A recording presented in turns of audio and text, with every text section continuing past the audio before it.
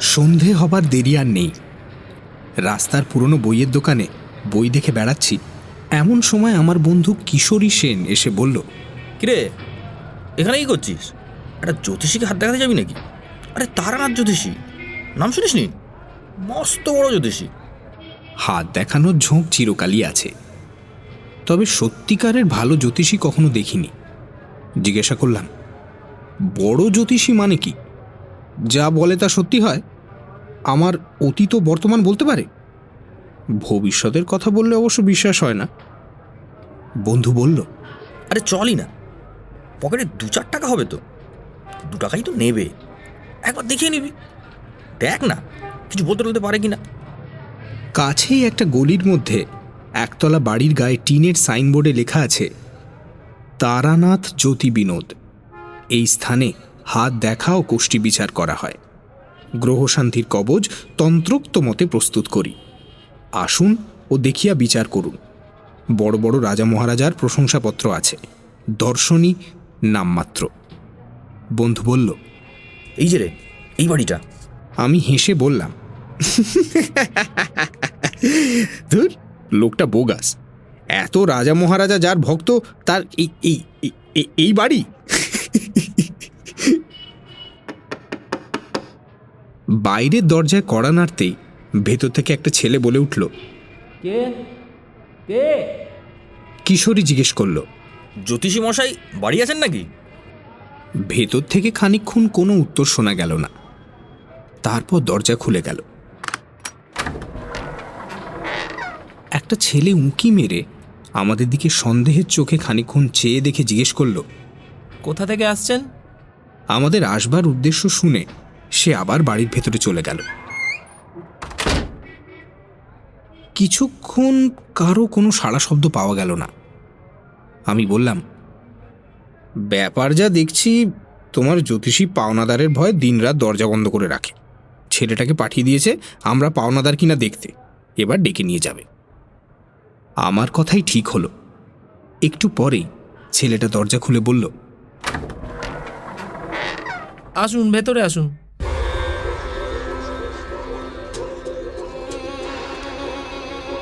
Sunday suspense ক্লাসিক্সে আজ শুনবেন বিভূতিভূষণ বন্দ্যোপাধ্যায়ের লেখা তারানাথ তান্ত্রিকের গল্প। গল্পটি প্রথম প্রকাশিত হয় প্রবাসী পত্রিকায় 1343 বঙ্গাব্দে, অর্থাৎ 1936 সালে। এই গল্পটি সানডে সাসপেন্সে প্রথম প্রচারিত হয় জুলাই 2016 সালে। বিভূতিভূষণ বন্দ্যোপাধ্যায় তারানাথ তান্ত্রিককে নিয়ে মাত্র 2টি গল্প লিখেছিলেন। এই গল্পটি প্রথম গল্প। যদিও রেডিও মির্চিতে তারানাথ তান্ত্রিকের যাত্রা শুরু হয়েছিল লেখক পুত্র তারাদাস বন্দ্যোপাধ্যায় লেখা গল্প দিয়ে। যে গল্পটি দিয়ে সাহিত্য জগতে তারানাথের আবির্ভাব, আসুন সেই গল্পটি শুনি আরও একবার। তারানাথ তান্ত্রিকের গল্প, পাগলি। ছোট একটা ঘরে তক্তপোষের উপরে আমরা বসলাম। একটু পরে ভেতরের দরজা ঠেলে একজন বৃদ্ধ প্রবেশ করল। কিশোরী উঠে দাঁড়িয়ে হাত জোড় করে প্রণাম করে বলল, নমস্কার পণ্ডিত মশাই, আসুন আসুন। বৃদ্ধের বয়স 60-62 বেশি হবে না। রং টকটকে গৌরবর্ণ। এই বয়সেও গায়ের রঙে জৌলুস আছে। মাথার চুল প্রায় সবই উঠে গেছে। মুখের ভাবে ধূর্ততা ও বুদ্ধিমত্তা মেশানো। নিচের চোয়ালের গড়ন বেশ দৃঢ়। চোখ দুটি বড় বড়, উজ্জ্বল। জ্যোতিষীর মুখ দেখে আমার লর্ড রেডিংয়ের চেহারা মনে পড়ল। দুজনের মুখেই আশ্চর্য মিল আছে। কেবল লর্ড রেডিংয়ের মুখে আত্মপ্রত্যয়ের ভাব আরও অনেক বেশি, আর এনার চোখের কোণের কুঞ্চিত রেখাগুলির মধ্যে একটু ভরসা হারানোর ভাব পরিস্ফুট। অর্থাৎ যতটা ভরসা নিয়ে জীবনে নেমেছিলেন তার যেন অনেকখানি হারিয়ে গেছে, এই ধরনের একটা ভাব। প্রথমে আমি হাত দেখালাম। বৃদ্ধ এক মনে খানিকটা দেখে আমার মুখের দিকে চেয়ে বলল, আপনার জন্মদিন 15ই শ্রাবণ, 1305 সাল, ঠিক? আপনার বিবাহ হয়েছে 1327 সাল, ওই 15ই শ্রাবণ, ঠিক? কিন্তু জন্ম মাসে বিয়ে তো হয় না। আপনার হলো কেমন করে? এরকম তো দেখিনি। কথাটা খুবই ঠিক। আমার আরও মনে ছিল এই কারণে যে আমার জন্মদিন ও বিয়ের দিন এক হওয়াতে বিয়ের সময় এই নিয়ে বেশ গোলমাল হয়েছিল।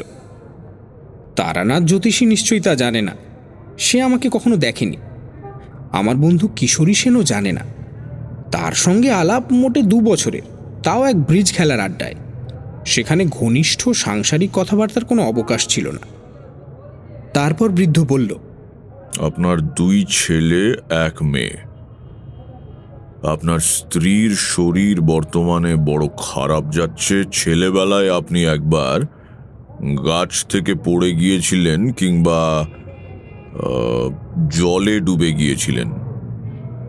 মোটের ওপর আপনার মস্ত বড় ফাঁড়া গিয়েছিল 13 বছর বয়সে। কি ঠিক তো? কথা সবই ঠিক। লোকটার কিছু ক্ষমতা আছে দেখছি। হঠাৎ তারানাথ বলল, বর্তমানে আপনার বড় মানসিক কষ্ট যাচ্ছে, কিছু অর্থ নষ্ট হয়েছে। সে টাকা আর পাবেন না এবং আরো কিছু ক্ষতিযোগ রয়েছে। আমি আশ্চর্য হয়ে ওর দিকে তাকালাম। মাত্র 2 দিন আগে কলুটোলা স্ট্রিটের মোড়ে ট্রাম থেকে নামার সময় 5খানা নোট শুদ্ধ মানিব্যাগটা খোয়া গিয়েছে। লজ্জায় পড়ে কথাটা কাউকে প্রকাশ করিনি। তারানাথ বোধহয় থট রিডিং জানে, কিন্তু আরও ক্ষতি হবে তা কেমন করে বলছে? এইটুকু বোধহয় ধাপ্পা। আমার সম্বন্ধে আরও অনেক কথা সে বলেছিল। লোকটার উপর আমার শ্রদ্ধা হলো। মাঝে মাঝে ওখানে যেতাম। হাত দেখাতেই যে যেতাম তা নয়, প্রায় যেতাম আড্ডা দিতে। লোকটার বড় অদ্ভুত ইতিহাস। অল্প বয়স থেকেই সাধু সন্ন্যাসীদের সঙ্গে বেড়াতে বেড়াতে সে এক তান্ত্রিক গুরুর সাক্ষাৎ পায়। তান্ত্রিক খুব ক্ষমতাশালী ছিলেন। তার কাছে কিছুদিন তন্ত্র সাধনা করার ফলে তারানাথও কিছু ক্ষমতা পেয়েছিল। সেই নিয়ে কলকাতা এসে কারবার খুলল এবং গুরুদত্ত ক্ষমতা ভেঙে খেতে শুরু করল। শেয়ার মার্কেট, ঘোড়া দৌড়, ফাটকা ইত্যাদি ব্যাপারে সে তার ক্ষমতা দেখিয়ে শীঘ্রই এমন নাম করে বসল যে বড় বড় মারোয়াড়ির মোটর গাড়ির ভিড়ে শনিবার সকালে তার বাড়ির গলি আটকে যেত। পয়সা আসতে শুরু করলো অজস্র। অবশ্য যে পথে আসলো সে পথেই বেরিয়ে গেল। হাতে একটা পয়সাও টিকল না। তারানাথের জীবনে 3টি প্রবল নেশা ছিল: ঘোড়া দৌড়, নারী এবং সুরা। এই 3 দেবতাকে তুষ্ট রাখতে কত বড় বড় ধনীর দুলাল যথাসর্বস্ব আহুতি দিয়ে পথের ফকির সেজেছে। তারানাথ তো সামান্য গণৎকার ব্রাহ্মণ মাত্র। প্রথম কয়েক বছরে তারানাথ যা পয়সা করেছিল, পরবর্তী কয়েক বছরের মধ্যে তা কর্পূরের মতো উবে গেল। এদিকে ক্ষমতার অপব্যবহার করতে করতে ক্ষমতাটুকুও প্রায় গেল। ক্ষমতা যাবার সঙ্গে সঙ্গে সত্যিকারের পসার নষ্ট হলো। তবুও ধূর্ততা, ফন্দিবাজি, ব্যবসাদারি ইত্যাদি মহৎ গুণের কোনোটারই অভাব তারানাথের চরিত্রে না থাকাতে সে এখনও খানিকটা পসা জমিয়ে রাখতে পেরেছে। কিন্তু বর্তমানে কাবুলি তাড়াবার উপায় ও কৌশল বার করতেই তারানাথের দিনের অধিকাংশ সময় নষ্ট হয়। তন্ত্র বা জ্যোতিষ আলোচনার সময় কোথায়? আমার মতো গুণমুগ্ধ ভক্ত তারানাথ পসা নষ্ট হয়ে যাওয়ার পর যে পায়নি, এ কথা ঠিক।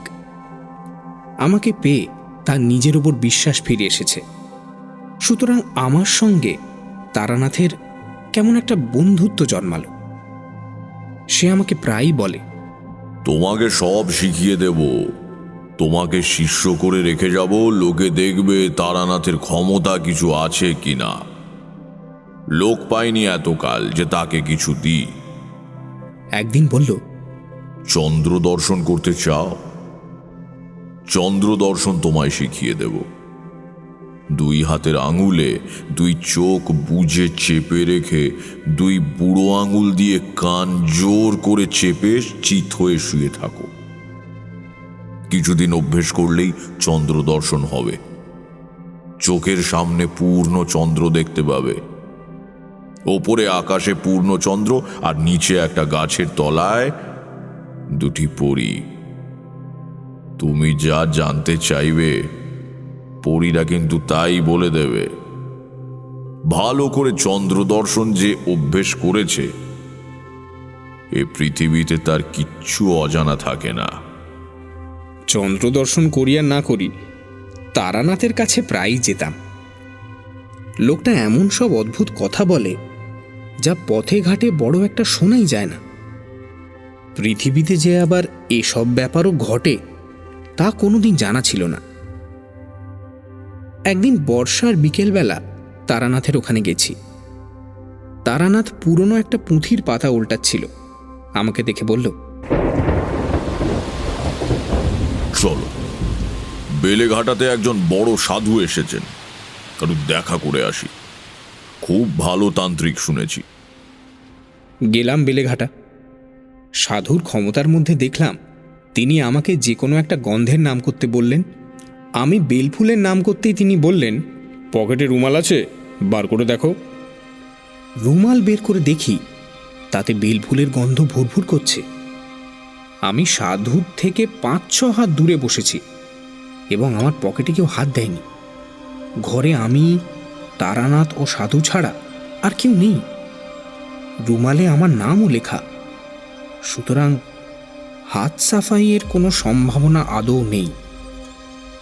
কিছু যে আশ্চর্য হলাম না তা নয়, কিন্তু যদি ধরে নিই সাধু বাবাজি তান্ত্রিক শক্তির সাহায্যেই আমার রুমালে গন্ধের সৃষ্টি করেছেন, তবু এত কষ্ট করে তন্ত্র সাধনার ফল যদি 2 পয়সার আতর তৈরি করায় দাঁড়ায়, সে সাধনার আমি কোনো মূল্য দিই না। আতর বাজারেও কিনতে পাওয়া যায়। ফেরবার সময় তারানাথ বলল, না, লোকটা নিম্ন শ্রেণীর তন্ত্র সাধনা করেছে, তারই ফলে 2-1 সামান্য শক্তি পেয়েছে। তাই বা পায় কি করে? বৈজ্ঞানিক উপায়ে কৃত্রিম আতর প্রস্তুত করতেই তো অনেক তোড়জোড় করতে হয়।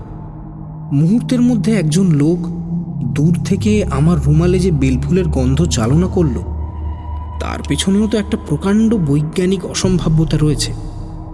কন্ট্যাক্ট অ্যাট এ ডিস্টেন্সের গোটা সমস্যাটাই তো এর মধ্যে জড়ানো। যদি ধরি হিপনটিজম, সাধুর ইচ্ছাশক্তি আমার উপর ততক্ষণ কার্যকর হবে যতক্ষণ আমি তার কাছে আছি।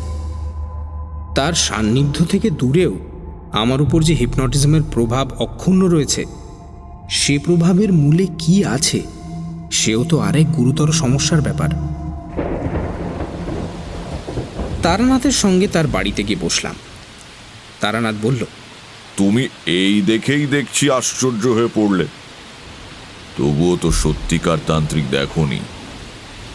নিম্ন শ্রেণীর তন্ত্র এক ধরনের জাদু, যাকে তোমরা বলো ব্ল্যাক ম্যাজিক। এক সময় আমিও ওই জিনিসের চর্চা যে করিনি তা নয়। ওই আতরের গন্ধ কি এমন এমন সব ভয়ানক ভয়ানক তান্ত্রিক দেখেছি, শুনলে পরে বিশ্বাস করবে না। একজনকে জানতাম, সে বিষ খেয়ে হজম করত। কিছুদিন আগে কলকাতায় তোমরা ওই ধরনের লোক দেখেছ। সালফিউরিক অ্যাসিড, নাইট্রিক অ্যাসিড খেয়েও বেঁচে গেল, জিভে একটু দাগও লাগলো না। এসব নিম্ন ধরনের তন্ত্রচর্চার শক্তি ওই ব্ল্যাক ম্যাজিক ছাড়া কিছুই না। এর চেয়েও অদ্ভুত শক্তির তান্ত্রিক দেখেছি। কি হলো জানো? ছেলেবেলায় আমাদের দেশে বাঁকুড়াতে এক নামকরা সাধু ছিলেন। আমার এক খুড়িমা তার কাছে দীক্ষা নিয়েছিলেন। আমাদের ছেলেবেলায় আমাদের বাড়ি প্রায় আসতেন। তিনি আমাদের খুব ভালোবাসতেন। আমাদের বাড়ি এলেই আমাদের নিয়ে গল্প করতে বসতেন, আর আমাদের প্রায়ই বলতেন, 2 চোখের মাঝখানে ভুরুতে একটা জ্যোতি আছে, ভালো করে চেয়ে দেখিস, দেখতে পাবি। খুব এক মনে চেয়ে দেখিস। মাস 2-3 পরে আমার একদিন জ্যোতি দর্শন হলো। আমি মনে মনে ভাবলাম, চন্দ্র দর্শনের মতো নাকি? মুখে জিজ্ঞাসা করলাম, কি ধরনের জ্যোতি তারানাথ? ঠিক নীল বিদ্যুৎ শিখার মতো। প্রথম একদিন দেখলাম সন্ধ্যের কিছু আগে বাড়ির পেছনে পেয়ারা তলায় বসে সাধুর কথা মতো নাকের ওপর দিকে ঘণ্টাখানেক চেয়ে থাকতাম। সব দিন ঘটে উঠত না, হপ্তার মধ্যে 2-3 দিন বসতাম। মাস 3 পরে প্রথম জ্যোতি দর্শন হলো। নীল লিকলিকে একটা শিখা, আমার কপালের মাঝখানে ঠিক সামনে, খুব স্থির। মিনিট খানেক ছিল প্রথম দিন। এইভাবে ছেলেবেলাতেই সাধু সন্ন্যাসী ও যোগ ইত্যাদি ব্যাপারে আকৃষ্ট হয়ে পড়ি। বাড়িতে আর মন টেকে না। ঠাকুরমার বাক্স ভেঙে একদিন কিছু টাকা নিয়ে পালিয়ে গেলাম একেবারে সোজা কাশিতে। একদিন অহল্যাবাইয়ের ঘাটে বসে আছি। সন্ধে তখন প্রায় শেষ, মন্দিরে আরতি চলছে। এমন সময় একজন লম্বা চওড়া চেহারা সাধুকে খড়ম পায়ে দিয়ে কমণ্ডলু হাতে ঘাটের পৈঠায় নামতে দেখলাম। তার সারা দেহে এমন একটা কিছু ছিল যা আমাকে আর অন্যদিকে চোখ ফেরাতে দিল না। সাধু তো কতই দেখি, চুপ করে আছি। সাধু বাবাজি জল ভরে পৈঠা বেয়ে উঠতে উঠতে হঠাৎ আমার দিকে চেয়ে খাসা বাংলায় বললেন, বাবাজির বাড়ি কোথায়? আমি বললাম, বাঁকুড়া জেলায় মালিয়াড়া, রুদ্রপুর। সাধু থমকে দাঁড়ালো, বলল, মালিয়াড়া, রুদ্রপুর। আচ্ছা, রুদ্রপুরের রামরূপ সান্যালের নাম শুনেছ? তাদের বংশে এখন কে কে আছে জানো? আমাদের গ্রামে সান্যালেরা একসময় খুব অবস্থাপন্ন ছিল। খুব বড় বাড়িঘর, দরজায় হাতি বাঁধা থাকতো শুনেছি, কিন্তু এখন তাদের অবস্থা খুব খারাপ। কিন্তু রামরূপ সান্যালের নাম তো কখনো শুনিনি। সন্ন্যাসীকে সসম্ভ্রমে সে কথা বলতে তিনি হেসে বললেন, তোমার বয়স আর কতটুকু যে তুমি জানবে? খেয়াঘাটের কাছে শিব মন্দিরটা আছে তো? খেয়াঘাট? রুদ্রপুরে নদী নেই, মজে গিয়েছে কোন কালে। এখন তার উপর দিয়ে মানুষ গরু হেঁটে চলে যায়। তবে পুরনো নদীর খাতের ধারে একটা বহু প্রাচীন জীর্ণ শিব মন্দির জঙ্গলাবৃত হয়ে পড়ে আছে বটে। শুনেছি সান্যালদেরই কোনো পূর্বপুরুষ ওই শিব মন্দির প্রতিষ্ঠা করেন। কিন্তু এসব কথা ইনি কি করে জানলেন? অবাক হয়ে বললাম, আপনি আমাদের গাঁয়ের কথা অনেক জানেন দেখছি। সন্ন্যাসী মৃদু হাসল। এমন হাসি শুধু স্নেহময় বৃদ্ধ পিতামহের মুখে দেখা যায়। তার অতি তরুণ অবোধ পৌত্রের কোনো ছেলে মানুষই কথার জন্য। সত্যি বলছি, সে হাসির স্মৃতি আমি এখনো ভুলতে পারিনি। খুব উঁচু না হলে অমন হাসি মানুষ হাসতে পারে না। তারপর খুব শান্ত সস্নেহ কৌতুকের সুরে বললেন, বাড়ি থেকে বেরিয়েছিস কেন? ধর্মকর্ম করবি বলে? আমি কিছু উত্তর দেওয়ার আগেই তিনি আবার বললেন, বাড়ি ফিরে যা, সংসার ধর্ম করগে যা। এ পথ তোর জন্য নয়, আমার কথাটা শোন। বললাম, এমন নিষ্ঠুর কথা বলবেন না। কিছু হবে না কেন? আমার সংসারে মন নেই, সংসার ছেড়েই এসেছি। আমার কথা শুনে তিনি বললেন, ওর নাম সংসার ছাড়া নয়। সংসার তুই ছাড়িসনি, ছাড়তে পারবিও না। তুই ছেলে মানুষ, নির্বোধ, কিচ্ছু বোঝবার বয়স তোর এখনো হয়নি। যা বাড়ি যা, মা বাবার মনে কষ্ট দিস নি আর, যা। কথা শেষ করে তিনি চলে যাচ্ছেন দেখে আমি বললাম, কিন্তু আমাদের গাঁয়ের কথা কি করে জানলেন বলবেন না? দয়া করে বলুন। তিনি কোনো কথার উত্তর না দিয়ে জোরে জোরে পা ফেলে চলতে লাগলেন। আমিও নাছোড়বান্দা হয়ে তার পিছু নিলাম। খানিক দূরে গিয়ে তিনি আমাকে দাঁড়িয়ে বললেন, আমার পেছন পেছন কেন আসছিস? আপনাকে ছাড়বো না, আমি কিচ্ছু চাইনি, আপনার সঙ্গ চাই। তিনি সস্নেহে বললেন, বাবা, আমার সঙ্গে এসে তোর কোনো লাভ হবে না। তোকে সংসার করতেই হবে। তোর সাধ্য নেই অন্য পথে যাওয়ার। যা, চলে যা। তোকে আশীর্বাদ করছি, সংসারে তোর উন্নতি হবে। এখন যা এখান থেকে, যা। আর সাহস করলাম না তার অনুসরণ করতে। কি একটা শক্তি আমার ইচ্ছে সত্ত্বেও যেন তার পিছনে পিছনে যেতে আমায় বাধা দিল। দাঁড়িয়ে কিছুক্ষণ পর সামনের দিকে চেয়ে দেখি তিনি নেই। বুঝতে পারলাম না কোন গলির মধ্যে তিনি ঢুকে পড়েছেন বা কোন দিকে যে গেলেন। প্রসঙ্গক্রমে বলেনি, অনেকদিন পরে বাড়ি ফিরে এসে দেশের খুব বৃদ্ধ লোকদের কাছে খোঁজ নিয়েও রামরূপ সান্যালের কোনো হদিশ মেলাতে পারলাম না। সান্যালদের বাড়ির ছেলে ছোকরার দল তো কিছুই বলতে পারে না। ওদের এক শরিক জলপাইগুড়িতে ডাকঘরে কাজ করতেন।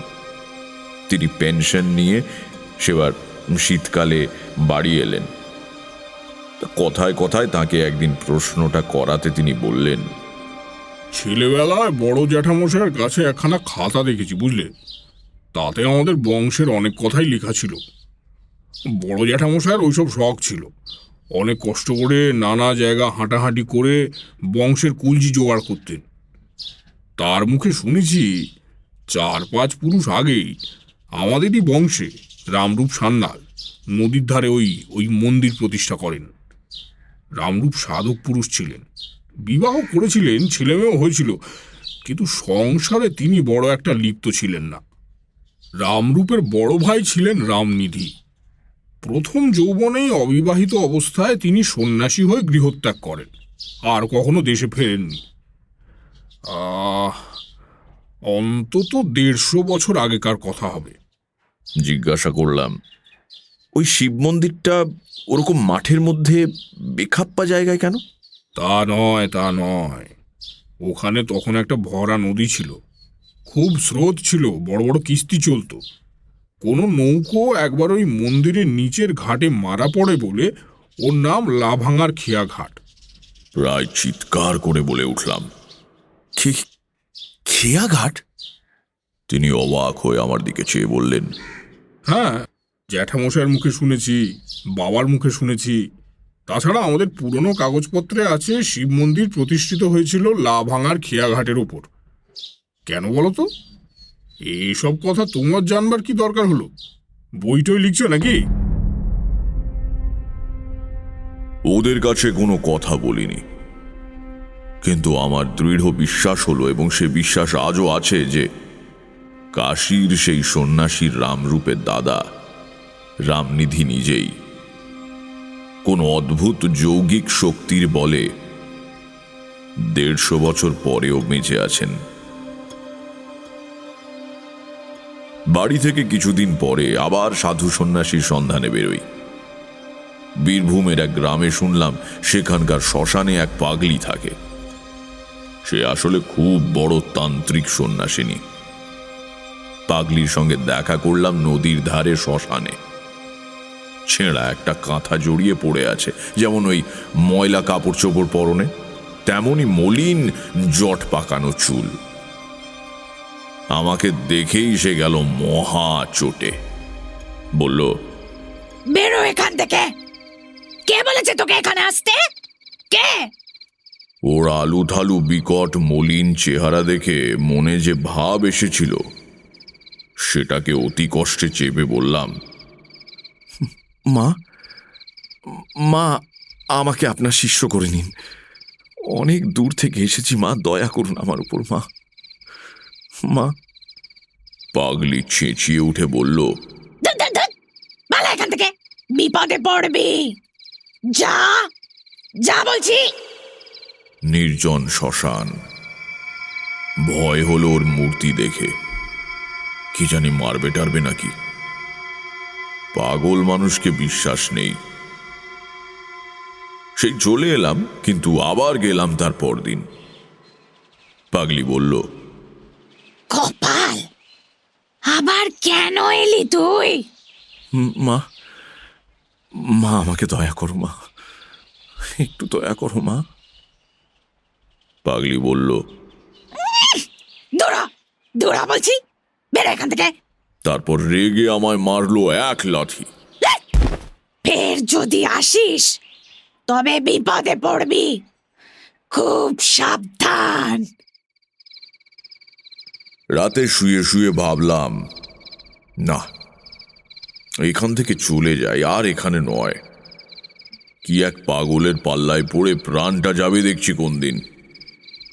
শেষ রাতে স্বপ্ন দেখলাম পাগলি এসে যেন আমার সামনে দাঁড়িয়েছে। সে ভয়ঙ্কর চেহারা আর নেই, মৃদু হাসি হাসি মুখ। আমায় যেন বলল, লাঠিটা খুব লেগেছে না রে? তা রাগ করিসনি বাবা, কাল যাস আমার ওখানে, ঠিক আছে? সকালে উঠেই আবার গেলাম। ওমা, স্বপ্ন টপ্ন সব মিথ্যে। পাগলি আমায় দেখে মার মূর্তি হয়ে শ্মশানের একখানা পোড়া কাঠ আমার দিকে ছুঁড়ে মারল। আবার দেখেছ? মার! আমিও তখন মরিয়া হয়েছি। বললাম, তুমি তবে আমাকে বলতে গিয়েছিলে কেন স্বপ্নে? হ্যাঁ, আমাকে বলতে গিয়েছিলে কেন স্বপ্নে? তুমি তো আসতে বললে, তাই তো এলাম। পাগলি খিলখিল করে হেসে উঠল।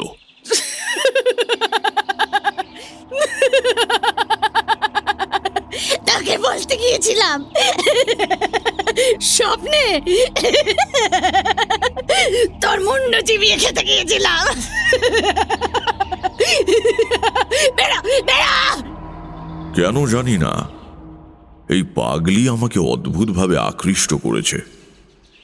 আমি বুঝলাম তক্ষুনি ওইখানে দাঁড়িয়ে, এ যতই আমাকে বাইরে তাড়িয়ে দেবার ভান করুক, আমার মনে হলো ভেতরে ভেতরে এ আমায় এক অজ্ঞাত শক্তির বলে টানছে। হঠাৎ বলল, আয় বস এখানে। আঙুল তুলে দেখিয়ে দিল। তার আঙুল তুলে দেখিয়ে দেবার ভঙ্গিটা যেন খুব রাজা জমিদারের ঘরের কর্ত্রীর মতো। তার সে হুকুম পালন না করে কোনো উপায় নেই, কাজেই বসতে হলো। সে বলল, কেন এখানে এসে বিরক্ত করিস বলতো? তোর দ্বারা কি হবে? হ্যাঁ, কিচ্ছু হবে না, কিচ্ছু না। তোর সংসারে এখনো পুরো ভোগ রয়েছে। আমি চুপ করেই থাকি। খানিকটা বাদে পাগলি বলল, আচ্ছা, কিছু খাবি? আমার এখানে যখন এসেছিস, তার উপরে আবার বামুন, তখন কিছু খাওয়ানো দরকার। বল কি খাবি? বল বল বল বল। পাগলির শক্তি কতদূর দেখবার জন্য বড় কৌতূহল হলো।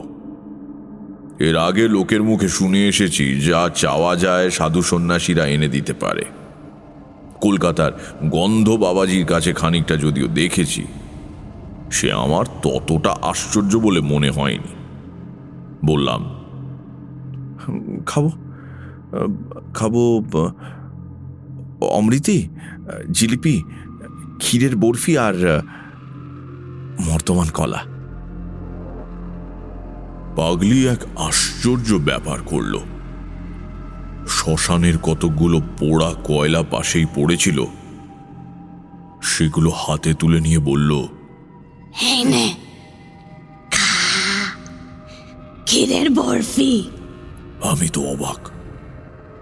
ইতস্তত করছি দেখে সে পাগলের মতো খিলখিল করে কিরকম এক অসম্ভব হাসি হেসে বলল, খা খা খা, ক্ষীরের বরফি খা খা। আমার মনে হলো এ তো দেখছি পুরো পাগল, কাণ্ড জ্ঞান নেই। এর কথায় মরা পোড়ানো কয়লা মুখে দেবো, ছি ছি ছি ছি। কিন্তু আমার তখন আর ফেরার পথ নেই, অনেক দূরে গিয়েছি। দিলাম সেই কয়লা মুখে পুড়ে, যা থাকে কপালে।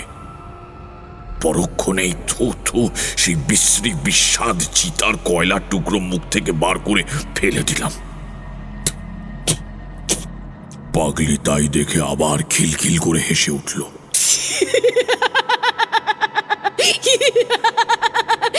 রাগে দুঃখে আমার চোখে তখন জল এসেছে। কি বোকামি করেছি এখানে এসে! পাগলই, হ্যাঁ, পাগল ছাড়া আর কিছু নয়। বদ্ধ উন্মাদ পাড়াগাঁয়ের ভূতেরা সাধু বলে নাম রটিয়েছে। পাগলি হাসি থামিয়ে বিদ্রুপের সুরে বলে উঠল, খেলি রাবড়ি বর্তমান কলা পেটুক কোথাকার পেটুক, পেটের জন্য এসেছিস শ্মশানে আমার কাছে? দৌড়া দৌড়া জানোয়ার দৌড়া! আমার ভয়ানক রাগ হলো। অমন নিষ্ঠুর কথা আমায় কখনো কেউ মুখের ওপর বলেনি। একটিও কথা না বলে আমি তখনই সেখান থেকে উঠে চলে এলাম। বললে বিশ্বাস করবে না, আবার সেদিন শেষ রাতে পাগলিকে স্বপ্নে দেখলাম। আমার শিয়রের দিকে দাঁড়িয়ে হাসি হাসি মুখে বলছে, রাগ করিস নে, হ্যাঁ আসিস, আজ আসিস আবার, রাগ করে না, হ্যাঁ ছি, আসিস কিন্তু বাবা। এখনো পর্যন্ত আমার সন্দেহ হয় পাগলিকে স্বপ্নে দেখেছিলাম না জাগ্রত অবস্থায় দেখেছিলাম। যাই হোক, জেগে উঠে আমার রাগ আর রইল না। পাগলি আমায় জাদু করলো নাকি? গেলাম আবার দুপুরে। এবার কিন্তু তার মূর্তি ভারী প্রসন্ন। বলল, এসছিস দেখছি, আচ্ছা নাচোর বান্দা তো তুই। আমি বললাম, কেন বাঁদর নাচাচ্ছ আমায় নিয়ে? দিনে অপমান করে বিদেয় করে আবার রাত্রে গিয়ে আসতে বলছো? এরকম হয়রান করে তোমার লাভ কি? পাগলি বলল, পারবি তুই? সাহস আছে? ঠিক যা বলবো তা করবি? বললাম, আছে, যা বলবে তাই করব, দেখোই না পরীক্ষা করে। সে একটা অদ্ভুত প্রস্তাব করল। বলল, আজ রাতে আমায় তুই মেরে ফেল, গলা টিপে মেরে ফেল, তারপর আমার মৃতদেহের উপর বসে তোকে সাধনা করতে হবে। নিয়ম বলে দেব, বাজার থেকে মদ কিনে নিয়ে আয়, আর 2টো চাল ছোলা ভাজা। মাঝে মাঝে আমার মৃতদেহ যখন হাঁ করে বিকট চিৎকার করে উঠবে, তখন আমার মুখে 1 ঢোক মদ আর 2টো চাল ভাজা দিবি। ভোর রাত পর্যন্ত এমনি মরার উপর বসে মন্ত্র জপ করতে হবে।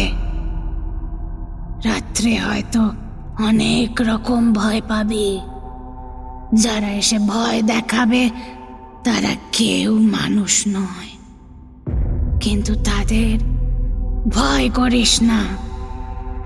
ভয় পেলে সাধনা তো মিথ্যে হবেই, প্রাণ পর্যন্ত হারাতে পারিস।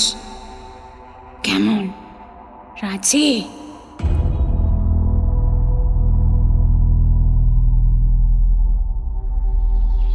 ও যে এমন একটা কথা বলবে বুঝতে পারিনি। কথা শুনে তো অবাক হয়ে গেলাম। বললাম, সব পারবো, কিন্তু মানুষ খুন করা আমায় দিয়ে হবে না। আর তুমি বা আমার জন্য মরবে কেন? পাগলি এবার রেগে বলল, তবে এখানে মরতে এসেছিস কেন মুখ পোড়া? হ্যাঁ, বেড়া দূরা। আরো নানা রকম অশ্লীল গালাগালি দিল। ওর মুখে কিচ্ছু বাঁধে না, মুখ খুব খারাপ। আমি আজকাল ওগুলো আর তত গায়ে মাখি না, গা শোয়া হয়ে গিয়েছে। বললাম, রাগ করছো কেন? একটা মানুষকে খুন করা কি মুখের কথা? আমি না ভদ্রলোকের ছেলে? ভদ্রলোকের ছেলে? তবে এবার এসেছিস কেন রে? হ্যাঁ, অল্প পেয়ে ঘাটের মরা। তন্ত্র মন্ত্রের সাধনা ভদ্রলোকের ছেলের কাজ নয়। যা যা গিয়ে কামিজ চাদর পরে হাউসে চাকরি কর গিয়ে, যা বেরো বলছি। তুমি শুধু রাগই করো, পুলিশের হাঙ্গামার কথাটা তো ভাবছই না। আমি যখন ফাঁসি যাব তখন ঠেকাবে কে? মনে মনে আবার সন্দেহ হলো। না, এ নিতান্তই পাগল, বদ্ধ উন্মাদ। এর কাছে এসে শুধু এতদিন সময় নষ্ট করেছি, এছাড়া কিচ্ছু না। তখনই মনে পড়ল পাগলির মুখে শুদ্ধ সংস্কৃত শ্লোক শুনেছি, তন্ত্রের কথা শুনেছি। সময় সময় সত্যি এমন কথা বলে যে ওকে তো আমার বিদুষী বলে সন্দেহ হয়। সেই দিন থেকে পাগলি আমার ওপর প্রসন্ন হলো। বিকেলে যখন গেলাম তখন নিজে থেকেই ডেকে বলল, শোন, আমার রাগ হলে আর জ্ঞান থাকে না। তোকে ও বেলা গালাগালি দিয়েছি, কিছু মনে করিস নে। ওসব নিম্নতন্ত্রের সাধনা, বুঝলি? ওতে মানুষের কতগুলো শক্তি লাভ হয়, তাছাড়া আর কিচ্ছু হয় না। কিভাবে শক্তি লাভ হয়? পৃথিবীতে নানা রকমের জীব আছে, তাদের চোখে দেখতে পাওয়া যায় না। মানুষ মরে দেহ শূন্য হলে চোখে দেখা যায় না, আমরা তাদের বলি ভূত। এছাড়া অনেক রকম প্রাণী আছে, তাদের বুদ্ধি মানুষের চেয়ে কম, কিন্তু শক্তি বেশি। এদেরও দেখা যায় না। তন্ত্রে এদের ডাকিনী, শাখিনী এই সব নাম। এরা কখনো মানুষ ছিল না। মানুষ মরে যেখানে যায়, এরা সেখানকার প্রাণী। মুসলমান ফকিরেরা এদের জিন বলে। এদের মধ্যে ভালো মন্দ দুই আছে। তন্ত্র সাধনার বলে এদের বশ করা যায়। তখন যা বলা যায় এরা তাই করে। করতেই হবে, না করে উপায় নেই। কিন্তু এদের নিয়ে খেলা করার বিপদ আছে। অসাবধান তুমি যদি হয়েছ, তোমাকে মেরে ফেলতে পারে। অবাক হয়ে ওর কথা শুনছিলাম। এইসব কথা আর কখনো শুনিনি। এর মতো পাগলের মুখেই এ কথা সাজে। আর যেখানে বসে শুনছি তার পারিপার্শ্বিক অবস্থাও এই কথার উপযুক্ত বটে। গ্রাম্য শ্মশান, একটা বড় তেঁতুল গাছ, আর একদিকে কতগুলো শিমুল গাছ। 2-4 দিন আগের একটা চিতার কাঠ কয়লা আর একটা কলসি জলের ধারে পড়ে রয়েছে। কোনো দিকে লোকজন নেই, ফাঁকা জায়গায়। আমার গাটা যেন শিউরে উঠল। পাগলি তখনও বলে যাচ্ছে, সে অনেক কথা, অদ্ভুত ধরনের কথা। শোন, এক ধরনের অপদেবতা আছে, তন্ত্রে তাদের বলে হাকিনী। তারা অতি ভয়ানক জীব। বুদ্ধি মানুষের চেয়ে অনেক কম। দয়া মায়া বলে পদার্থ নেই তাদের, পশুর মতো সব। কিন্তু কিন্তু তাদের ক্ষমতা সবচেয়ে বেশি। এরা যেন প্রেত লোকের বাঘ ভাল্লুক। ওদের দিয়ে কাজ বেশি হয় বলে যাদের বেশি দুঃসাহস, এসব তান্ত্রিকেরা হাকিনী মন্ত্রে সিদ্ধ হবার সাধনা করে। হলে খুবই ভালো, কিন্তু বিপদের ভয়ও পদে পদে। তাদের নিয়ে যখন তখন খেলা করতে নেই, তাই তোকে বারণ করি। তুই বুঝিস নে, তাই রাগ করিস। কৌতূহল আর সম্বরণ করতে না পেরে জিজ্ঞেস করলাম, তুমি তাহলে হাকিনী মন্ত্রে সিদ্ধ, তাই না? পাগলি চুপ করে রইল। আমি তাকে আর প্রশ্ন করলাম না। বুঝলাম পাগলি এ কথা কিছুতেই বলবে না। কিন্তু এ বিষয়ে আমার কোনো সন্দেহ রইল না। পরদিন গ্রামের লোকে আমাকে পাগলির সম্বন্ধে অনেক কথা বলল, আপনি ওখানে যাবেন না অত ঘন ঘন। পাগলি ভয়ানক মানুষ, ওর মধ্যে এমন শক্তি আছে আপনার একেবারে সর্বনাশ করে দিতে পারে। ওকে বেশি ঘাঁটাবেন না মশাই। গাঁয়ের কোনো লোক ওর কাছেও ঘেঁষে না। বিদেশি লোক, মারা পড়বেন শেষে। মনে মনে ভাবলাম, কি বা আমার করবে? যা করবার তা তো করে দিয়েছে, তার কাছে না গিয়ে থাকবার শক্তি আমার নেই। তারপর একদিন যা হলো তা বিশ্বাস করবেন না। একদিন সন্ধ্যের পরে পাগলির কাছে গিয়েছি, কিন্তু এমনভাবে গিয়েছি যাতে পাগলি টের না পায়। পাগলির সেই বটতলায় গিয়ে হঠাৎ অবাক হয়ে দাঁড়িয়ে রইলাম। বটতলায় পাগলি বসে নেই, তার বদলে একটি ষোড়শী বালিকা গাছের গুঁড়িতে ঠেস দিয়ে সামনের দিকে চেয়ে রয়েছে। চোখের ভুল নয় মশাই, আমার তখন কাঁচা বয়স, চোখে ঝাপসা দেখবার কথা নয়, স্পষ্ট দেখেছি। ভাবলাম, তাই তো, এই আবার কে এলো? যাই কি না যাই? দু এক পা এগিয়ে সংকোচের সঙ্গে জিজ্ঞেস করলাম, মা, তিনি কোথায় গেলেন? মেয়েটি হেসে বলল, কে? সেই তিনি এখানে থাকতেন। মেয়েটি খিলখিল করে হেসে বলল, মরণ কে? তার নামটাই বল না রে, নাম বলতে লজ্জা হচ্ছে নাকি? আমি চমকে উঠলাম। সেই পাগলিই তো, সেই হাসি, সেই কথা বলবার ভঙ্গি। এই ষোড়শী বালিকার মধ্যে সেই পাগলি লুকিয়ে রয়েছে। সে এক অদ্ভুত আকৃতি, ভেতরে সেই পরিচিতা পাগলি আর বাইরে এক অপরিচিতা রূপসী ষোড়শী বালিকা। মেয়েটি হেসে ঢলে পড়ে আর কি, বলল,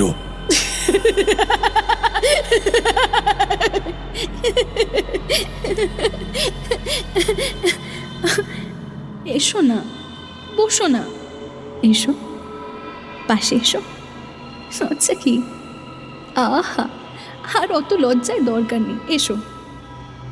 হঠাৎ আমার বড় ভয় হলো।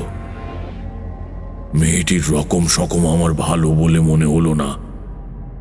তাছাড়া আমার দৃঢ় বিশ্বাস হলো এ পাগলি আমায় আমায় কোনো বিপদে ফেলবার চেষ্টায় আছে। ফিরে চলে যাচ্ছি এমন সময় পরিচিত কণ্ঠের ডাক শুনে থমকে দাঁড়ালাম। দেখি বটতলায় এবার পাগলি বসে আছে, আর কেউ কোথাও নেই। আমার তখনও ভয় যায়নি। ভাবলাম, আজ আর কিছুতেই এখানে থাকবো না, আজ বরং ফিরে যাই। পাগলি বলল, আয় বস। বললাম, তুমি ওরকম ছোট মেয়ে সেজেছিলে কেন? তোমার মতলবখানা কি? পাগলি বলল, মরণ গাটে মরা, আবল তাবল বকছে কখন থেকে। না, আমি সত্যি কথা বলছি। আমায় কোনো ভয় দেখিও না। যখন তোমায় মা বলে ডেকেছি, আমায় কোনো ভয় দেখিও না। পাগলি বলল, শোন তবে, তুই সেরকম নোস, তন্ত্রের সাধনা তোকে দিয়ে হবে না। অত সাধু সেজে থাকবার কাজ নয়, বুঝলি? থাক, তোকে দু একটা কিছু দিয়ে দেবো, তাতেই তুই করে খেতে পারবি। একটা মরা চাই, বুঝলি? মরা আসবে শিগগিরই, অনেক মরা আসবে, এই ঘাটেই আসবে। ততদিন অপেক্ষা কর, কিন্তু যা বলে দেব তাই করবি। রাজি আছিস? সব সাধনা ভিন্ন, কিচ্ছু হবে না। তখন আমি মরিয়া হয়ে উঠেছি। আমি ভীতু লোক ছিলাম না কোনো কালেই, তবুও কখনো মরার ওপরে বসে সাধনা করব এ কল্পনাও করিনি। কিন্তু রাজি হলাম পাগলির প্রস্তাবে। বললাম, বেশ, তুমি যা বলবে তাই করব, কিন্তু পুলিশের হাঙ্গামার মধ্যে পড়ব না তো? বাকি আর সব কিছুতে রাজি আছি। একদিন সন্ধ্যের কিছু আগে গিয়েছি, সেদিন দেখলাম পাগলির ভাবটা যেন কেমন কেমন। আমায় বলল, একটা মরা পাওয়া গিয়েছে, চুপি চুপি আয়। জলের ধারে বড় একটা পাকুড় গাছের শেকড় জলের মধ্যে অনেকখানি নেমে গেছে। সেই চড়ানো পাকানো জলমগ্ন শেকড়ের মধ্যে একটা 16-17 বছরের মেয়ের মড়া বেঁধে আছে। কোনো ঘাট থেকে ভেসে এসেছে বোধহয়। ও বলল, তোল তোল মরাটা তোল, শেকড় বেয়ে নেমে যা, যা যা। জলের মধ্যে মরা হালকা হবে, ওকে তুলে শেকড়ে রেখে দে, যা, ভেসে না যায় যেন। হ্যাঁ, যা তুলে নিয়ে আয়। তখন কি করছি আমার জ্ঞান ছিল না। মরার পরনে তখনও কাপড়, সেই কাপড় জড়িয়ে গিয়েছে শেকড়ের মধ্যে। আমাকে বিশেষ বেগ পেতে হলো না, অল্প চেষ্টাতেই সেটা টেনে তুলে ফেললাম। পাগলি বলল, মরার উপর বসে তোকে সাধনা করতে হবে, ভয় পাবি না তো? পেয়েছ কি মরেছ? আমি হঠাৎ আশ্চর্য হয়ে চিৎকার করে উঠলাম, এটি কে? এ কে? এ তো মরার মুখ তখন আমার নজরে পড়েছে। সেদিনকার সেই ষোড়শী বালিকা, অবিকল সেই মুখ, সেই চোখ, কোনো তফাৎ নেই। পাগলি বলল, চেঁচিয়ে মরছিস কেন আপদ? আমার মাথার মধ্যে কেমন গোলমাল হয়ে গিয়েছে তখন। পাগলিকে দেখে তখন আমার অত্যন্ত ভয় হলো। মনে মনে ভাবলাম, এ অতি ভয়ানক লোক দেখছি, গায়ের লোকটি কি বলে। কিন্তু ফিরবার পথ তখন আমার বন্ধ। পাগলি আমায় যা যা করতে বলল, সন্ধে থেকে আমাকে তাই তাই করতে হলো। সব সাধনার অনুষ্ঠান সম্বন্ধে সব কথা তোমায় বলবারও নয়। সন্ধ্যের পর থেকেই আমি সবের ওপর আসন করে বসলাম। পাগলি একটা অর্থশূন্য মন্ত্র আমাকে বলল, সেটাই জপ করতে হবে অনবরত। আমার বিশ্বাস হয়নি যে এতে কিছু হয়। এমনকি ও যখন বলল, যদি কোনো বিভীষিকা দেখিস তবে ভয় পাবি না, ভয় পেলেই কিন্তু মরবি। তখনও আমার মনে বিশ্বাস হয়নি। রাত দুপুর হলো ক্রমে। নির্জন শ্মশান, কেউ কোনো দিকে নেই। নিশ্ছিদ্র অন্ধকারে দিক বিদিক লুকিয়েছে। পাগলি কোথায় গেল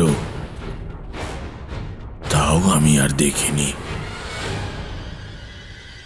হঠাৎ এক পাল শেয়াল ডেকে উঠল নদীর ধারে কষার ঝোপের আড়ালে।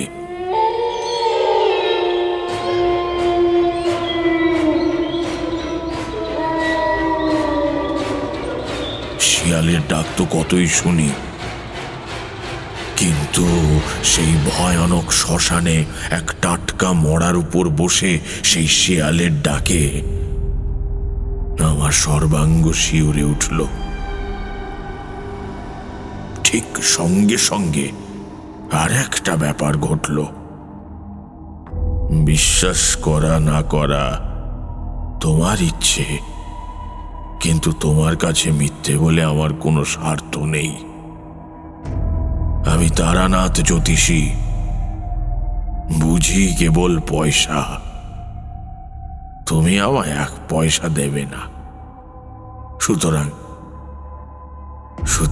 তোমার কাছে মিথ্যে বলতে যাব কেন?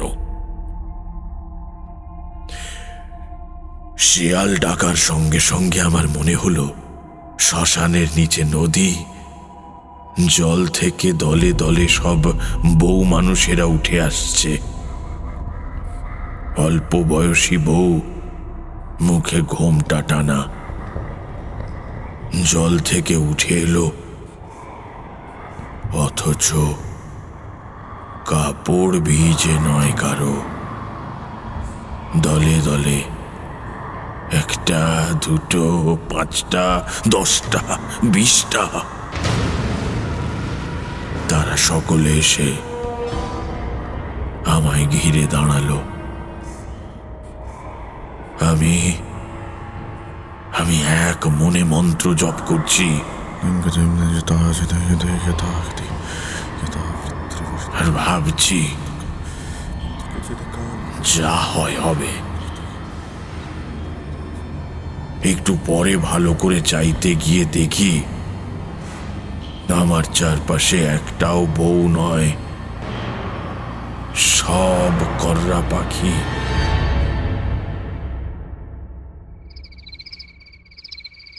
বীরভূমে নদীর চরে যথেষ্ট হয়। দুপায়ে গম্ভীরভাবে হাঁটে, ঠিক যেন মানুষের মতো। এক মুহূর্তে মনটা হালকা হয়ে গেল। তাই বলি, হরি হরি, পাখি। চিন্তা সম্পূর্ণ শেষ হয়নি, পরক্ষণেই আমার চারপাশে মেয়েলি গলায় কারা যেন খলখল করে হেসে উঠল। হাসির শব্দে আমার গায়ের রক্ত আরো হিম হয়ে জমে গেল যেন। চেয়ে দেখি তখন একটাও পাখি নয়,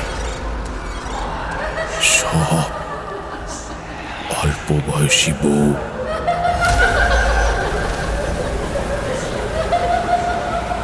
তারা তখন সবাই একযোগে ঘোমটা খুলে আমার দিকে চেয়ে আছে, আর তাদের চারদিকে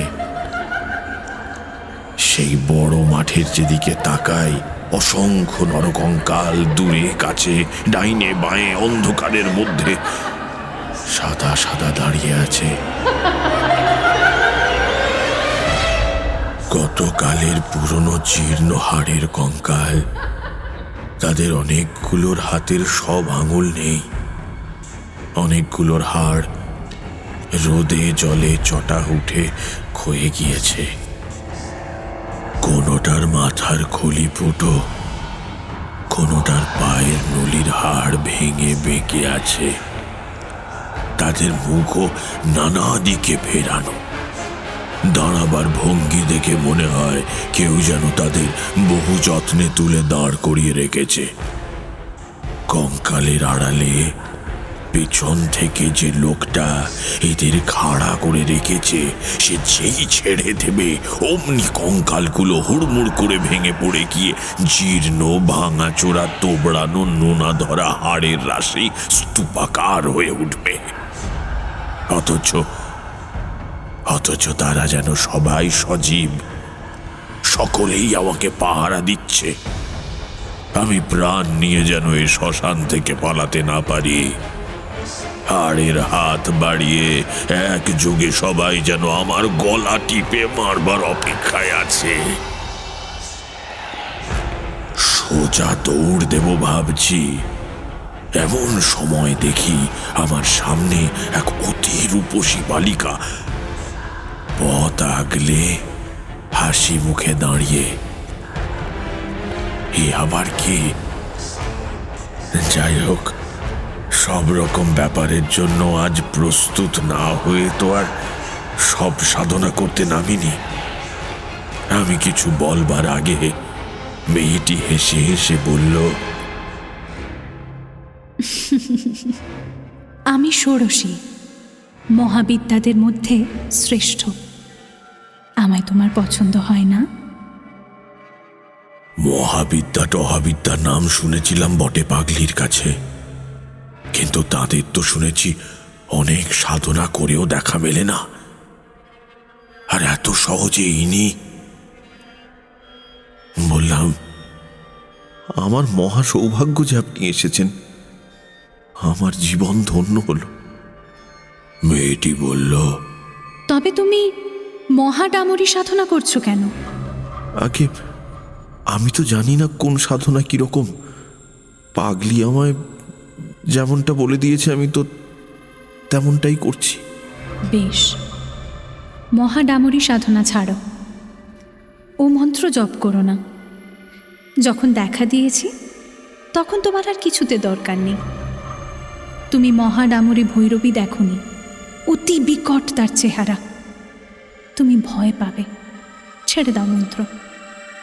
সাহসে ভর করে বললাম, সাধনা করে আপনাদের আনতে হয় শুনেছি, তো আপনি এত সহজে আমাকে দেখা দিলেন কেন? তোমার সন্দেহ হচ্ছে? আমার মনে হলো এই মুখ আমি আগে কোথাও দেখেছি, কিন্তু তখন আমার মাথার গোলমাল হয়ে গিয়েছে, কিচ্ছু ঠিক করতে পারলাম না। বললাম, সন্দেহ হয়, কিন্তু তার থেকেও বড় ব্যাপার, বড় আশ্চর্য হয়ে গিয়েছি। আমি কিছুই জানি না যে আপনারা কে। অপরাধ মাফ করুন, কিন্তু কথার জবাব যদি পাই। মহাডামরিকে চেনো না? আমাকেও চেনো না? তাহলে আর চিনে কাজ নেই।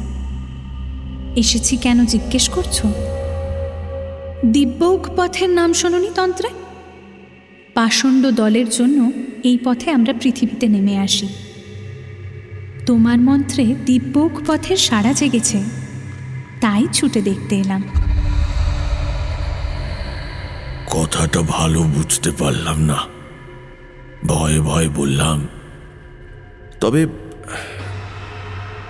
আমি কি খুবই পাষণ্ড? তোমার বেলায় এসেছি সম্প্রদায় রক্ষার জন্য, অত ভয় কিসের? আমি কি তোমাকে লাথি মেরেছি, শ্মশানের পোড়া কাঠ ছুঁড়ে মেরেছি? তোমাকে পরীক্ষা না করে কি সাধনার নিয়ম বলে দিয়েছি তোমাকে? আমি ভয়ানক আশ্চর্য হয়ে গিয়েছি। বলে কি? মেয়েটি আবার বলল, কিন্তু মহাডামরির বড় ভীষণ রূপ, তোমার যেমন ভয় সে তুমি পারবে না, ও ছেড়ে দাও। আপনি যখন বললেন তাই দিলাম। ঠিক কথা দিলে? দিলাম। এই সময়ে যে শব্দের ওপর বসে আছি তার দিকে আমার নজর পড়ল। পড়তেই ভয়ে ও বিস্ময়ে আমার সর্বশরীর কেমন যেন হয়ে গেল। শব্দের সঙ্গে সম্মুখের ষোড়শী রূপসী চেহারার কোনো তফাৎ নেই। একই মুখ, একই রং, একই বয়স। বালিকা ব্যঙ্গের হাসি এসে বলল,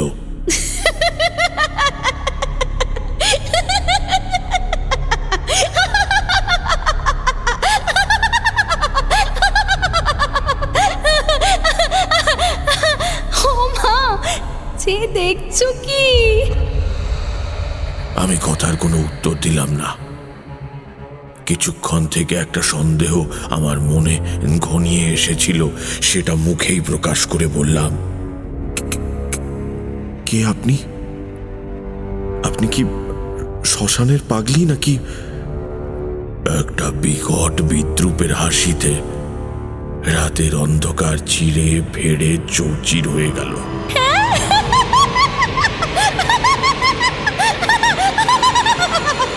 সঙ্গে সঙ্গে মাঠময় নরকঙ্কালগুলো হাড়ের হাতে তালি দিতে দিতে এঁকে বেঁকে উদ্দাম নৃত্য শুরু করল।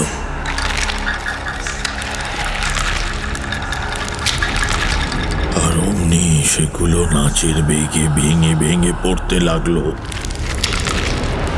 কোনো কঙ্কালের হাত খসে পড়ল, কোনোটার মেরুদণ্ড, কোনোটার কপালের হাড়, কোনোটার বুকের পাঁজরাগুলো, তবুও তাদের নৃত্য সমানেই চলছে। এদিকে হাড়ের রাশি উঁচু হয়ে উঠল, আর হাড়ে হাড়ে লেগে কি বিভৎস ঠক ঠক শব্দ! আহ ভগবান! হঠাৎ আকাশের এক প্রান্ত যেন জড়িয়ে গুটিয়ে গেল কাগজের মতো, আর সেই ছিদ্র পথে যেন এক বিকট নারী মূর্তি উন্মাদিনীর মতো আলু থালু বেগে নেমে আসছে দেখলাম। সঙ্গে সঙ্গে চারপাশের বনে শিয়ালের দল আবার ডেকে উঠল।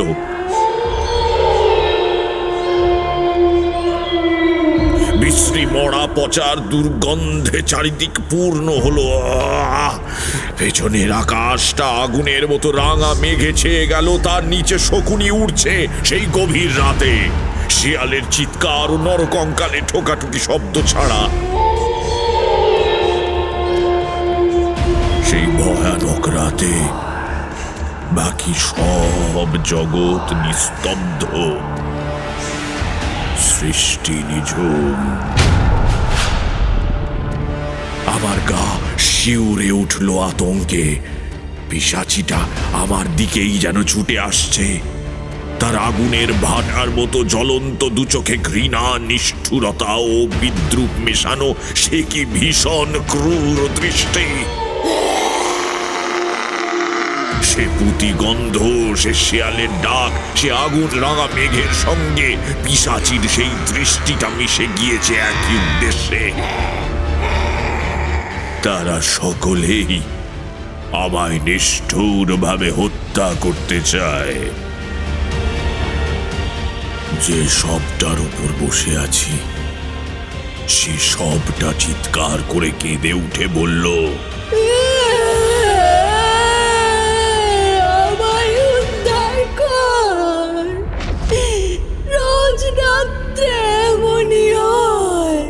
আমায় খুন করে মেরে ফেলেছে বলে আমার গতি হয়নি, আমায় উদ্ধার কর। কত কাল আছি এই শ্মশানে, 56 বছর কাকেই বা বলি কেউ দেখে না, আমায় উদ্ধার কর। ভয়ে দিশেহারা হয়ে আমি আসন ছেড়ে উঠে দৌড় দিলাম। তখন পূবে ফর্সা হয়ে এসেছে। বোধহয় অজ্ঞান হয়ে পড়েছিলাম। জ্ঞান হবার পর চেয়ে দেখি আমার সামনে সেই পাগলি বসে মৃদু মৃদু ব্যঙ্গের হাসি হাসছে। সেই বটতলায় আমি আর পাগলি দুজনে। পাগলি বলল,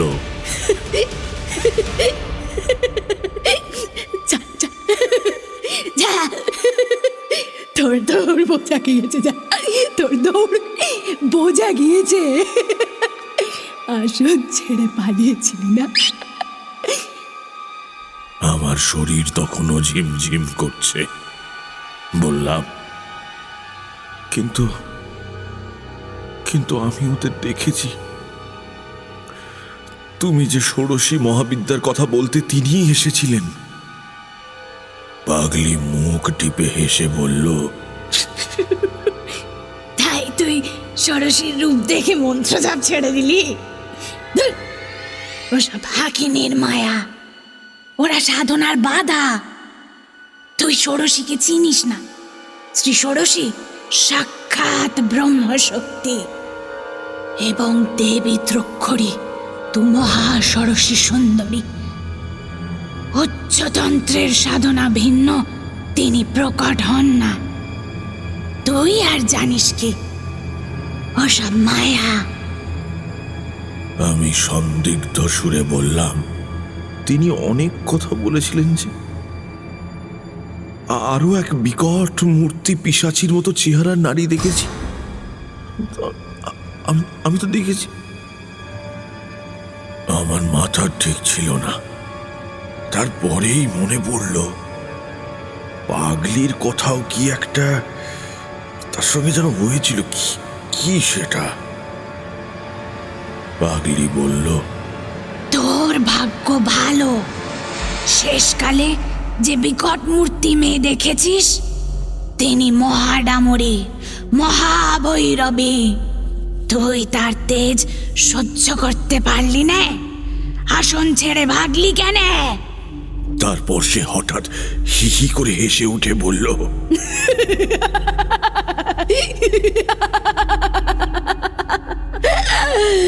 মুখ পড়া বাঁদর কোথাকারের, উনি দেখা পাবেন ভৈরবীতে। হ্যাঁ, আমি যাদের নাম মুখে আনতে সাহস করি না, হাকিনীদেরকে নিয়ে কারবার করি। ওরে মুখ পড়া, তোকে ভেলকি দেখিয়েছি, তুই তো সব সময় আমার সামনে বসে আছিস বটতলায়। কোথায় গিয়েছিলি তুই? হ্যাঁ, সকাল কোথায় এখন যে সারা রাত সাধনা করে আসন ছেড়ে এলি? এই তোরে সন্দেশ হবে। সন্ধে? ও ও সন্ধেই তো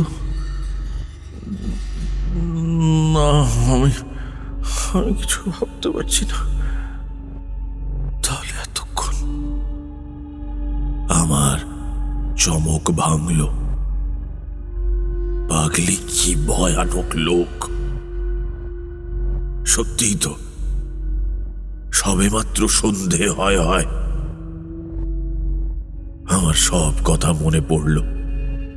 এসেছি ঠিক বিকেল 6টায়, আষাঢ় মাসের দীর্ঘ বেলা, মরা ডাঙায় তোলা সব সাধনা, নরকঙ্কাল, ষোড়শী, উড়ন্ত চিল, শকুনির ঝাঁক, সব আমার ভ্রম। হতভম্বের মতো বললাম, কেন এমন ভোলালে আর মিথ্যে এত ভয় দেখালে কেন তুমি? তোকে বাজিয়ে নিচ্ছিলাম, তোর মধ্যে সে জিনিস নেই। তোর কর্ম নয় তন্ত্রের সাধনা। তুই আর কোনো দিন এখানে আসবার চেষ্টা করবি না, এলেও আর দেখা পাবি না। একটা কথার শুধু উত্তর দাও, তুমি তো অসাধারণ শক্তিধর, তুমি ভেলকি নিয়ে থাকো কেন? উচ্চতন্ত্রের সাধনা করো না কেন? পাগলি এবার একটু গম্ভীর হলো, বলল, তুই সে বুঝবি নে। মহাষোড়শী, মহাডামরী, ত্রিপুরা এর মহাবিদ্যা, ব্রহ্মশক্তির নারী রূপ, এদের সাধনা এক জন্মে হয় না। আমার পূর্বজন্ম এমনই কেটেছে, এ জন্মও গেল, গুরুর দেখা পেলাম না। যা, তুই ভাগ, তোর সঙ্গে এসব বকে আমি কি করব? তোকে কিছু শক্তি দিলাম, তবে রাখতে পারবি না বেশি দিন। যা যা যা যা, পালা পালা।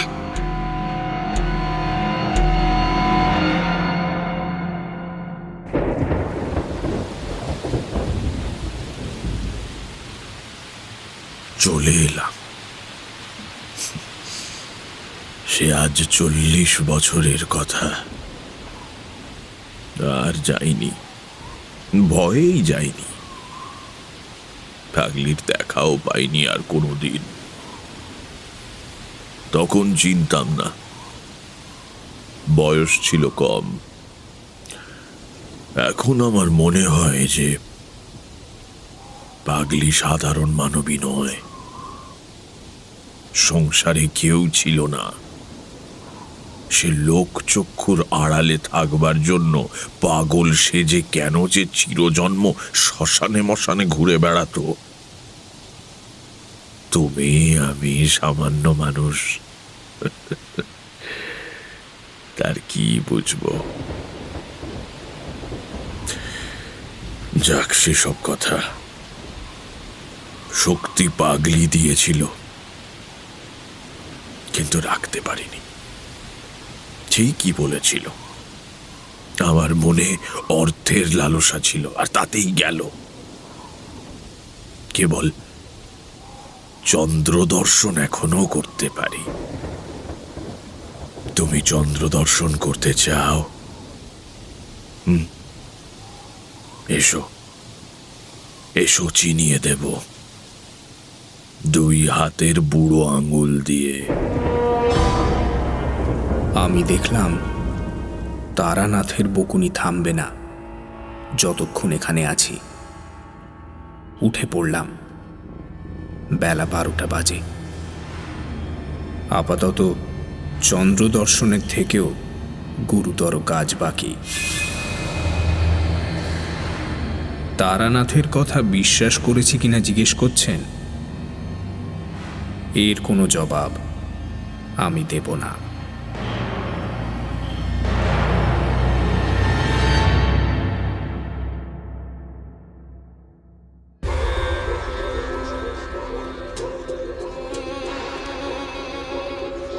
সানডে সাসপেন্স ক্লাসিক্সে শুনলেন বিভূতিভূষণ বন্দ্যোপাধ্যায়ের লেখা তারানাথ তান্ত্রিকের প্রথম গল্প পাগলি।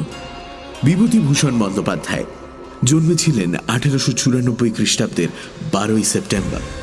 মৃত্যু হয় 1 নভেম্বর 1950 খ্রিস্টাব্দে। শিক্ষকতা করা ছাড়াও ঘুরে ঘুরে নানান ধরনের চাকরি করেছেন। ছোটা নাগপুর, হাজারিবাগ, রাঁচি ও মানভূমের বিভিন্ন জঙ্গলে ঘুরেছেন এবং সেই সব অভিজ্ঞতা কাজে লেগেছে তার লেখায়। জমিদারি দেখাশোনার কাজ পেয়ে জঙ্গলমহলে থাকার সময় পথের পাঁচালী লেখেন। মাত্র 21 বছরের সাহিত্য জীবনে অজস্র উপন্যাস, ছোট গল্প, ভ্রমণ কাহিনী, শিশু সাহিত্য তার হাত থেকে বেরিয়েছে। গল্প পাঠে মীর, সুমক, অয়ন্তিকা, অগ্নি, অমর্ত্য এবং অভিষেক। ধ্বনি পরিকল্পনা ও আবহ সঙ্গীত রিচার্ড। প্রচার অলঙ্করণ গ্রিনিং ট্রি। পর্ব পরিচালনায় অনির্বাণ ও অভিষেক। সমগ্র পরিকল্পনা ও পরিচালনায় ইন্দ্রাণী।